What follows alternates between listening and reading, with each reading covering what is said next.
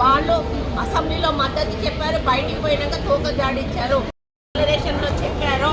దాన్ని ఈరోజు మన ముఖ్యమంత్రి గారు దాన్ని ఒక ఛాలెంజ్గా తీసుకొని మరొక రెడ్డి బిడ్డ అయినా కూడా ఈరోజు ఆయన దాన్ని ఛాలెంజ్గా తీసుకొని 42% తెలంగాణలో మేము అమలు చేస్తాము అని చెప్పి కులగణన చేసి మరి 1 ఇయర్ పాటుగా ఈ కార్యక్రమం జరిగింది. ఇంటింటికి వెళ్ళి లెక్కలు తీర్చి ఆ లెక్కలన్నిటికీ కూడా మనము రిజర్వేషన్ రూపంలో ఒక ఆర్డినెన్స్ తీసుకొచ్చి ఆర్డినెన్స్ తోటి అదేవిధంగా మేము క్యాబినెట్లో కూడా దాన్ని ఆమోదం తెలిపి ఆ తర్వాత మేము బిల్లు రూపంలో అసెంబ్లీలో ప్రవేశపెట్టి బిల్లు కూడా పాస్ చేసుకొని మరి అది గవర్నర్ గారి దగ్గరికి పంపినప్పుడు గవర్నర్ ఒక సంతకం పెట్టేసి ఉంటే అక్కడ ఎక్కడ సమస్య వచ్చి ఉండేది కాదు. ఇప్పుడు రోజు 42% తోటి మొన్నటి నోటిఫికేషన్లో ఎలక్షన్స్ ఉండేవి.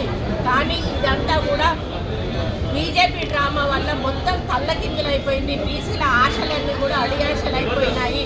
మరి వాళ్ళు అసెంబ్లీలో మద్దతు చెప్పారు, బయటికి పోయినాక తోక జాడించారు. గవర్నర్ సంతకం పెట్టాల్సింది పోయి గవర్నర్ దగ్గర నుంచి ప్రెసిడెంట్ వరకు తెప్పించుకున్నారు. అసలు ఏ ప్రభుత్వం అయినా ఎవరున్నా కూడా గత కాంగ్రెస్ గవర్నర్ ఉన్నప్పుడు తెలుగుదేశం వాళ్ళు కానీ అధికారంలో ఉన్నప్పుడు ఏ బిల్లు వచ్చినా కూడా గవర్నర్ గారు సంతకం పెట్టి పంపేవారు.